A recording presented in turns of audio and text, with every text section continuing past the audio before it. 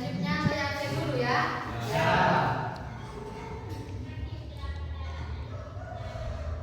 Asifatul Umairah. Devi Agustin. Fahrian Furqon. Ada. Faridatul Hasanah. Hikmatul Hasanah. Emin Hasan. Ada. Muhammad Sofyan Aswauri. Muhammad Rizki.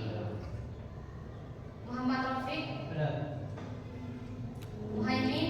Ada. Muhammad Amrozi. Ada. Muhammad Ayub. Siti Zilfiatul Hasanah. Wikayatul. Eka Agustin.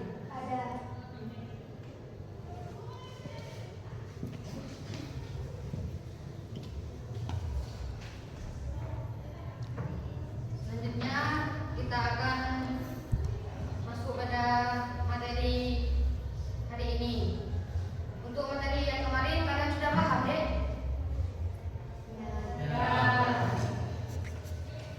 Kalau kalian sudah paham, kita akan masuk ke dalam materi selanjutnya, yaitu pengantar komunikasi bisnis.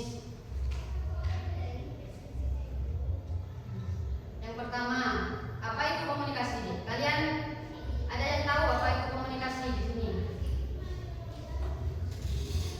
Ada yang tahu? Kalian lihat gambar di sini, ini orang sedang berbicara. Nah, orang yang sedang berbicara ini sudah termasuk dalam komunikasi melalui lisan dan tatap muka.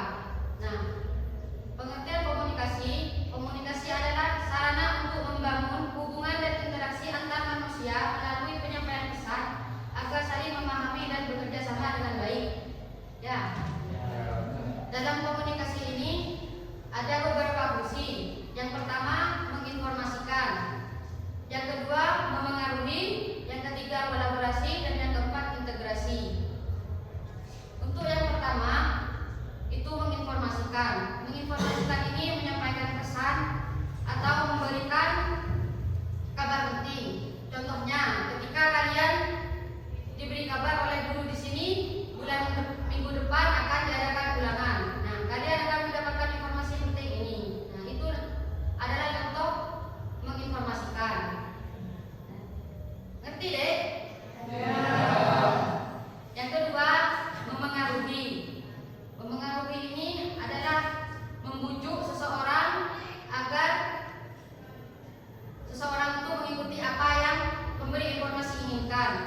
Contohnya itu ketika kalian berada di pasar ya, kalian itu pasti akan ada penjual yang membujuk atau menawarkan barangnya dengan memberitahu kualitasnya. Seperti ini bahannya sudah terbuat dari bahan yang berkualitas dan harganya pun terjangkau. Nah, seperti itu. Akhirnya pembeli akan tertarik untuk membelinya. Ya. Nah, itu namanya bentuk dari membujuk atau memengaruhi. Ya. Yang ketiga, kolaborasi. Kolaborasi ini kerjasama antar kelompok ataupun individu. Nah, biasanya sering dilakukan oleh kalian kalau sedang berada tugas kelompok yang diberikan oleh guru. Ya.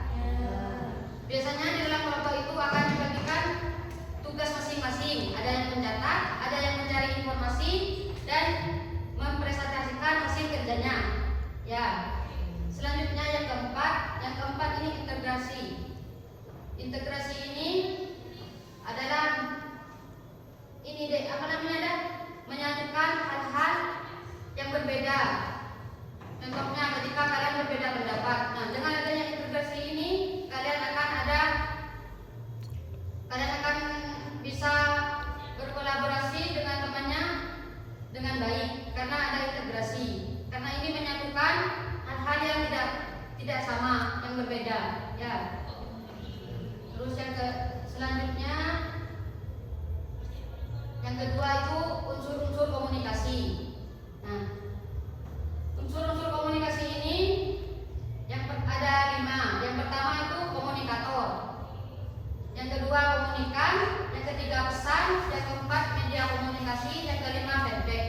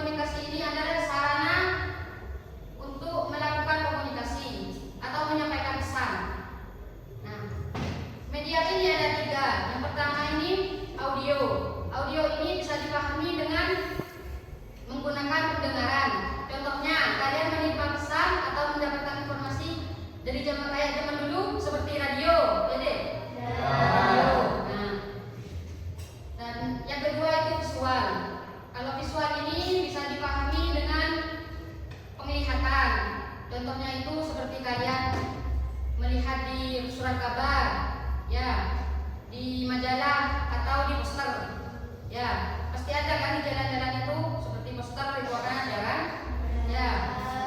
Nah, untuk yang ketiga itu audiovisual. Nah, audiovisual itu dengan cara penglihatan dan pendengaran. Nah, biasanya kalian itu kan ada pastinya semua pasti tahu seperti televisi, ya, seperti HP. Nah, kalian kan bisa melihat dan bisa mendengar di sana ya. Paham deh? Paham. Untuk yang kelima itu feedback atau respon. Respon atau feedback ini timbal balik dari antara komunikator dan komunikan. Ya. Contohnya, ketika kalian dikasih pengumuman bahwa akan diadakan ujian di minggu depan. Nah, kalian menjawab kepada guru kalian, "Iya Bu, saya akan mempersiapkan biar saya mendapatkan nilai yang baik dan memuaskan." Nah, seperti itu ya. Paham deh ini deh? Paham. Selanjutnya itu tipe-tipe komunikasi. Nah, tipe-tipe komunikasi ini ada 4. Yang pertama, komunikasi dengan diri sendiri atau interpersonal communication. Yang kedua, komunikasi antar pribadi atau interpersonal communication. Yang ketiga, komunikasi publik atau audience communication. Yang keempat, komunikasi massa atau mass communication. Nah, yang pertama ini deh, kalian tahu komunikasi dengan diri sendiri itu bagaimana? Ya, tahu apa tidak? Berbicara dengan diri sendiri. Berbicara dengan diri sendiri itu ya deh. Maksudnya itu ya, ketika kalian berpikir atau merenung. Nah, contohnya kalian akan mengikuti ujian ya. Bagaimana caranya saya bisa mendapatkan nilai yang baik? Nah, kalian itu menjawab dengan dirinya sendiri. Saya itu harus belajar dengan giat supaya mendapatkan nilai yang cukup baik dan memuaskan nantinya. Nah, seperti itu. Paham? Itu namanya berbicara dengan diri sendiri. Ya.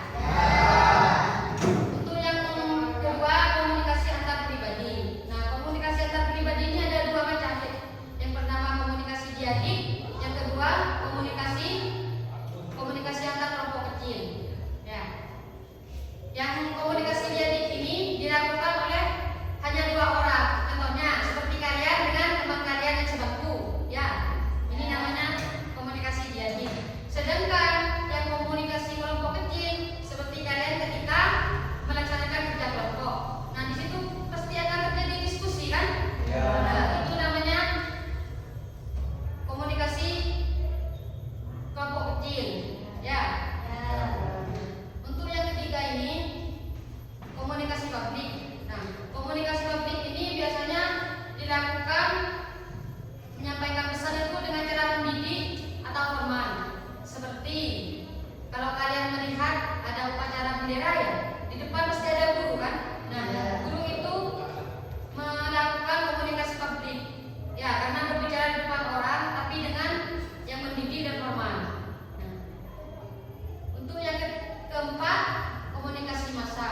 Komunikasi massa ini biasanya menggunakan media. Nah, umumnya itu biasanya ditampilkan di televisi. Ya, biasanya ada di artikel atau radio. Ya, biasanya seperti itu, menggunakan media. Ya. Paham dengan materi yang ini, Dek?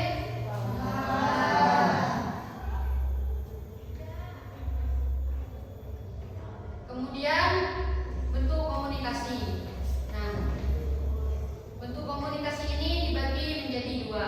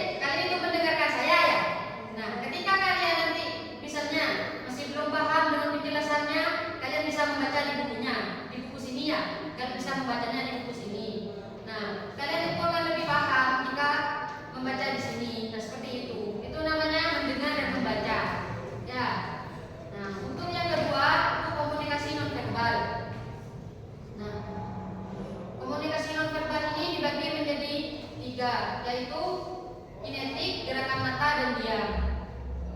Yang pertama ini kalian tahu. Yang pertama ini kalian tahu kinetik itu gerakan yang bagaimana, komunikasi yang bagaimana. Tahu apa? Enggak?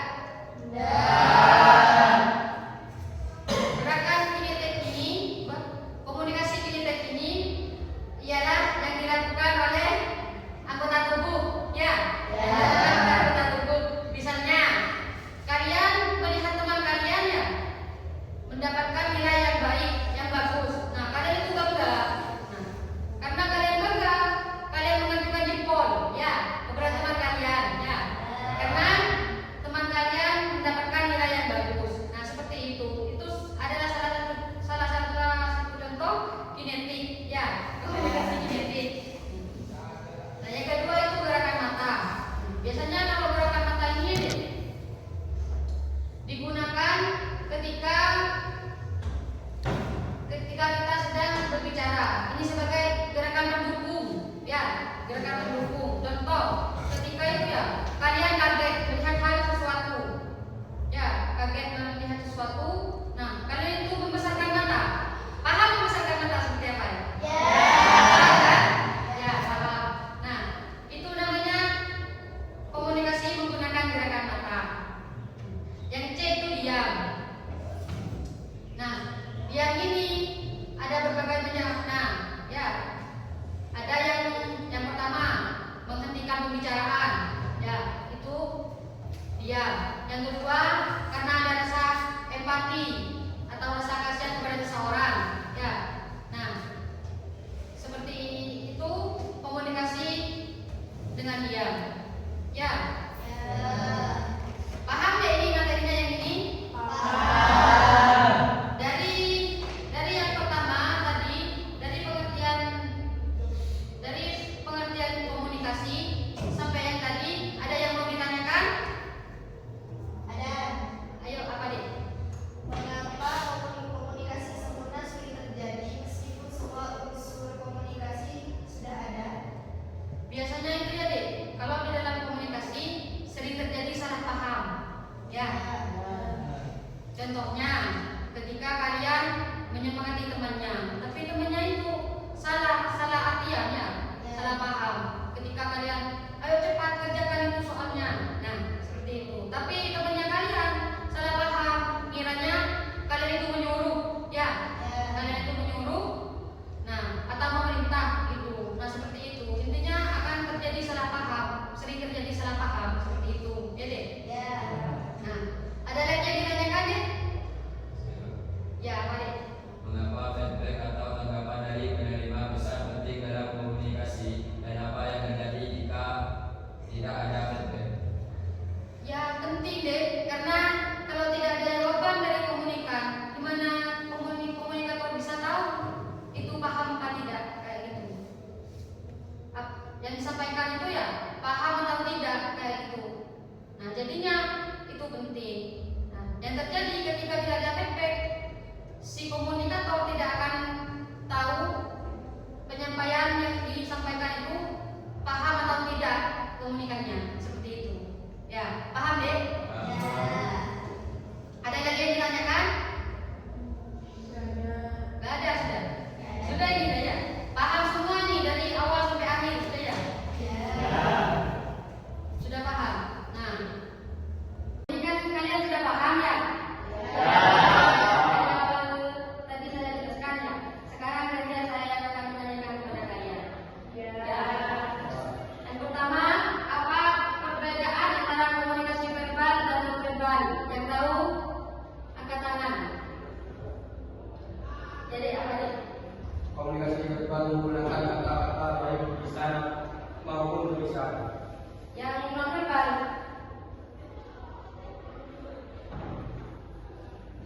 Jadi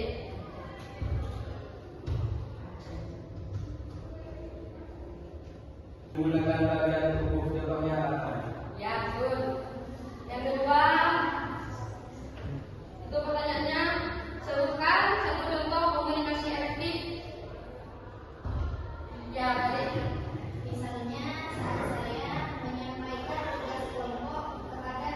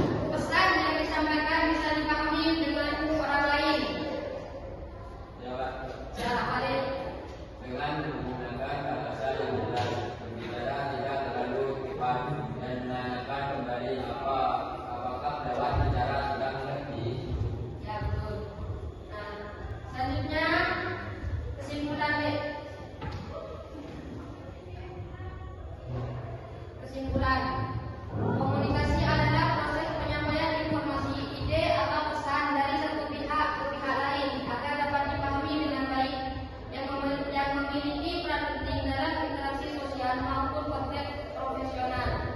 Fungsi komunikasi meliputi menginformasikan, mempengaruhi, bekerja sama atau kolaborasi, dan menyatukan pihak-pihak agar tercipta kesepahaman atau integrasi. Unsur-unsurnya terdiri dari komunikator sebagai penyampai pesan, komunitas sebagai penerima pesan itu sendiri, media atau saluran yang digunakan, serta feedback atau respon dari penerima. Bentuk komunikasi dapat berupa verbal atau lisan atau tulisan, non-verbal atau bahasa tubuh, gestur, ekspresi, simbol, formal seperti terstruktur sesuai aturan maupun informasi bebas dan spontan. Secara keseluruhan, komunikasi